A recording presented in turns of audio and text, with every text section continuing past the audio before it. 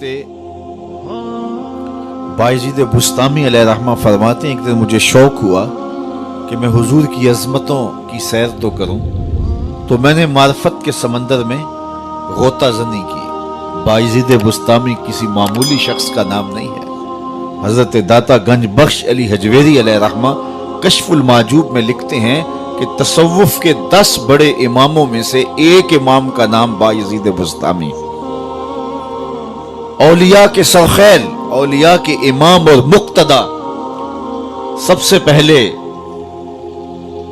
हजरत सैयदना बायजीद बुस्तामी रज़ी अल्लाह तआला अन्हु के लिए सुल्तानुल आरिफीन का लफ्ज बोला गया तरीकत में। अल्लाह अकबर। वो सुल्तानुल आरिफीन, वो इमाम औलिया जिनकी पहुंच और रूहानी अप्रोच का आलम यह है। यहया बिन मुऐन ने खत लिखा हजरत बायजीद बुस्तामी को, और जो लिखा उनकी अपनी कैफियत बातिन थी, लेकिन वसीगा गैब लिखा। बुजुर्गों का माजी में ये तरीका होता था कि अपनी बात भी बयान करना होती तो वसीगा गैब बयान करते, ताकि जो है वो लोगों से मामला मख्फी रहे। तो हजरत यहया बिन मुऐन ने हजरत बायजीद से लिखा, हजरत उस शख्स की क्या कैफियत है जिसने मार्फत के समंदर से एक घूंट लिया और ऐसा नशा चढ़ा कि अभी तक मस्ती नहीं उतर रही। ये हजरत यहया बिन मुऐन की हालत कल्बी थी, अपनी वारदात थी, लेकिन वसीगा गैब पूछा। उस शख्स की क्या हालत है जिसने मार्फत के समंदर से एक घूंट पिया और ऐसा नशा चढ़ा कि अभी तक मस्ती नहीं उतर रही। तो हजरत बायजीद ने उसका जवाब लिखा, और जो लिखा वो कैफियत उनकी अपनी थी, लेकिन उन्होंने भी वसीगा गैब लिखा। कहा, मियाँ तो उसका हाल पूछता है जिसने मार्फत के समंदर से एक घूंट ले लिया और अभी तक मस्ती नहीं उतर रही, नशा ही नहीं उतर रहा, तो उसका हाल क्यों नहीं पूछता जो पूरा समंदर पी गया फिर भी होश में फिर रहा है। ये है बायजीद बुस्तामी। अल्लाह अकबर। तैफूर से मक्कातुल मुकर्रमा तक जब हज का सफर किया तो 12 साल लगे। हालांकि इतना लंबा फासला ही नहीं था। 12 साल कैसे लगे? हर कदम पे 2 रकत पढ़ते थे और आगे बढ़ते थे। 12 साल में तैफूर से मक्कातुल मुकर्रमा जब पहुंचते हैं और काबातुल्लाह पे पहली नजर पड़ती है तो हजरत बायजीद बुस्तामी निगाहें नीची कर लेते हैं। तो किसी ने कहा, हजरत इतने शौके फरावां के साथ आए हैं और काबातुल्लाह सामने है, अब आपने निगाहें झुका ली? तो हजरत बायजीद फरमाने लगे कि इतनी दूर से पत्थर देखने के लिए तो नहीं आया था, ये पत्थर बुस्ताम में थोड़े थे। तो फिर दूसरी नजर उठाई तो काबा भी देखा, काबे वाला भी देखा, लेकिन बायजीद बुस्तामी फिर भी मुतमईन नहीं हुए, फिर नजरें झुका ली। पूछा, हजरत अब क्या मसला है?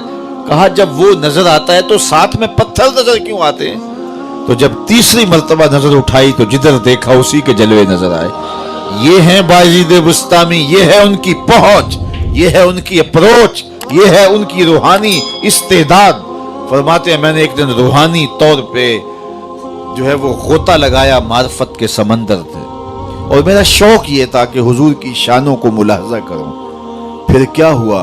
फायजा बैनी व बैनहा अल्फो हिजाब मिन नूर। कहते जहां मैं खत्म हो रहा था और मुस्तफा जाने रहमत अभी शुरू हो रहे थे, मेरे नुक्ताए इख्तिताम और उनके नुक्ताए आगाज के दरमियान 1000 नूर के पर्दे हायल थे, और अगर मैं एक कदम भी आगे बढ़ता तो जल के राख हो जाता। जिस नबी के कदम इतने ऊंचे हैं उसका सर कितना ऊंचा होगा? कोई हद है उनके उरूज की, बाला गल ओलाबे का। मौलवी का तो दिमाग खराब हो गया कि वो तराजू गाड़ के उसको तोलने लगा जिसको तोला नहीं जा सकता, उसको नापने लगा जिसको नापा नहीं जा सकता। मैं तो कहा करता हूं, डिठे वरक कुरान दे फोल सारे, तेरी शान जिया नहीं कोई होर डिठा, तेरी शान दा करे मुकाबला जेड़ा, ओनू आशकां असली चोर डिठा। कोई नूर आखे कोई बशर आखे, पैंदा रात दिने एहो शोर डिठा। अल्लाह वालियां गल मुका दिती, तुसां होर डिठा असां होर डिठा।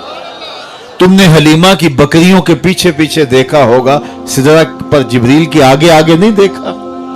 और इकबाल कहता है, तूने यूसुफ को कुएं में देखा तो क्या देखा? अरे नादां, जो मुतलक था मुकय्यद कर दिया तूने। तू अभी तक कुएं में देख रहा है, वो मिस्र के तख्त का मालिक भी बना हुआ है। तो ان کی پہنچ اور ان کی عظمت اور ان کی رفت کا کون اندازہ کرے. ہمارے درس نظامی میں داخلی نصاب کتاب ہے شرح قائد نصفیہ. تمام مکاتب فکر کے مدارس میں اہل تشیع کے علاوہ سبکن پڑھائی جاتی ہے. اور اس کتاب کی تشریح لکھی ہے علامہ عبدالعزیز پرہاروی علیہ رحمہ نے النبراس کے نام سے. اس میں حضرت ابو الحسن رفاعی کا ایک قول پیش کیا ہے. وہ فرماتے ہیں میں نے روحانی طور پہ پرواز کی حتیٰ صعدت فی الفوقانیات، یہاں تک کہ میں بہت اونچا چلا گیا. اور اس میں کوئی اختلاف نہیں، انسان کی روح پرواز کر سکتی ہے. ہم خواب میں کہاں سے کہاں جا پہنچتے ہیں، یہ ہماری روح ہے. اور ہماری روح روحانی طور پہ بھی پرواز کر سکتی ہے. اگر میری اور آپ کی روح زنگ آلود ہو تو پھر پاک لوگوں کی روحوں سے ہم اپنی روح کو قیاس نہ کریں. جن کی روحیں مصفہ ہیں، جن کے آگے حجاب اور پردے نہیں ہیں، تو وہ پرواز کرتی ہیں. تو وہ فرماتے ہیں میں نے روحانی طور پہ پرواز کی حتیٰ صعدت فی الفوقانیات، یہاں تک کہ بہت اونچا چلا گیا. ایک عرش آیا اسے عبور کیا، دوسرا عرش آیا اسے عبور کیا، 7 لاکھ عرش عبور کر گئے. عرش ایک نہیں ہے، عرش بہت سارے ہیں. عالم امکان اور عالم وجوب کے درمیان عرش عالم برزخ ہے. جب اللہ تعالیٰ اس دنیا پہ کوئی تجلی ڈالنا چاہتا ہے تو پہلے عرش پہ ڈالتا ہے، وہاں سے تجلیات چھن کے دنیا پہ آتی ہیں. اگر ڈائریکٹ آ جائیں تو کوئی تاب ہی نہ لا سکے. یہی بہتر ہے کہ وہ پردے میں روح پوش رہے. وہ اگر پردہ اٹھا دے تو کسے ہوش رہے. عرش ایک نہیں، عرش بہت سارے ہیں. کہتے ہیں میں 7 لاکھ عرش عبور کر گیا.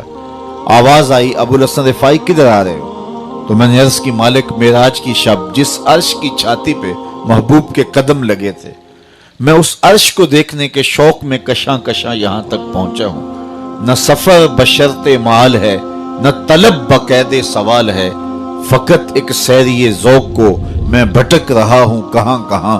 میرے دل کی خلوتیں کئی بار سج کے اجڑ گئیں، مجھے بارہا یہ گماں ہوا تم آ رہے ہو کشاں کشاں. کہا تو میں اس شوق میں یہاں تک پہنچا ہوں تو میں اس عرش کو دیکھنا چاہتا ہوں اور میری پرواز کی غرض و غایت یہ ہے. تو آواز آئی ارجع لا وصول لکا، ابو الحسن پلٹ جاؤ، تم کروڑوں سال بھی پرواز کرو، جس عرش کی چھاتی پہ محبوب کے قدم لگے تھے وہاں تمہارا خیال بھی نہیں پہنچ سکتا. جس نبی کے قدم اتنے اونچے ہیں اس نبی کا سر کتنا اونچا ہوگا.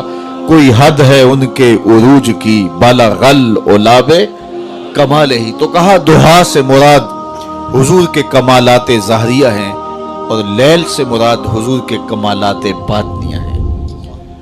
ایک قول یہ پیش کیا کہ دہا سے مراد حضور علیہ الصلاۃ والسلام. اللہ اکبر، یہ اللہ نے اپنے محبوب کو شانیں دی ہیں نا. یہ حضور علیہ السلام کی عظمتیں ہیں، یہ حضور کی رفتوں کا عالم ہے.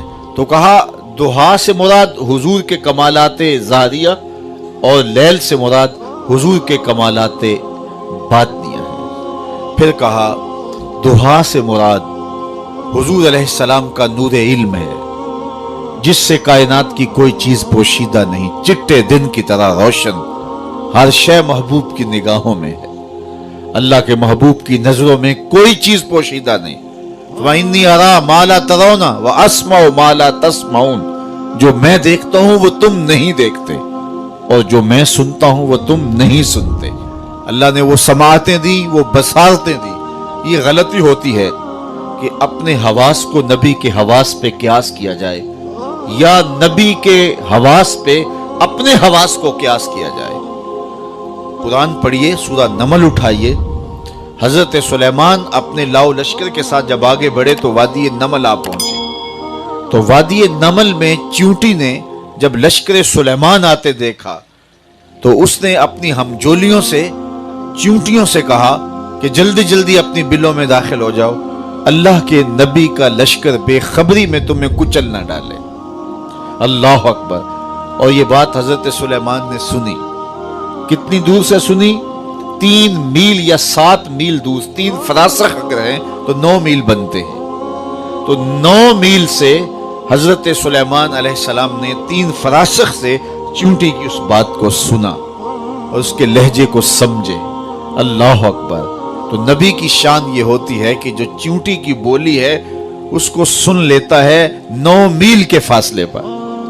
آپ میں سے کوئی ہے کہ جس کے کان کے پردے پر بھی چیونٹی کو رکھ دیا جائے تو اس کی کہانی سمجھ لے کہ یہ کیا بول رہی ہے؟ اللہ اکبر! یہ تیوریات کے ماہرین کہتے ہیں چیونٹی کے منہ میں زبان نہیں ہوتی۔ چیونٹی بولتی پھر کیسے، اب بات کیسے کرتی ہے؟ اس کے منہ میں زبان بھی نہیں ہوتی۔ تو اس کے منہ کے قریب باریک سے 2 ریشے ہوتے ہیں، مہین سے 2 بال ہوتے ہیں۔ جب اس نے اپنی ہمجولی کو کوئی میسج دینا ہوتا ہے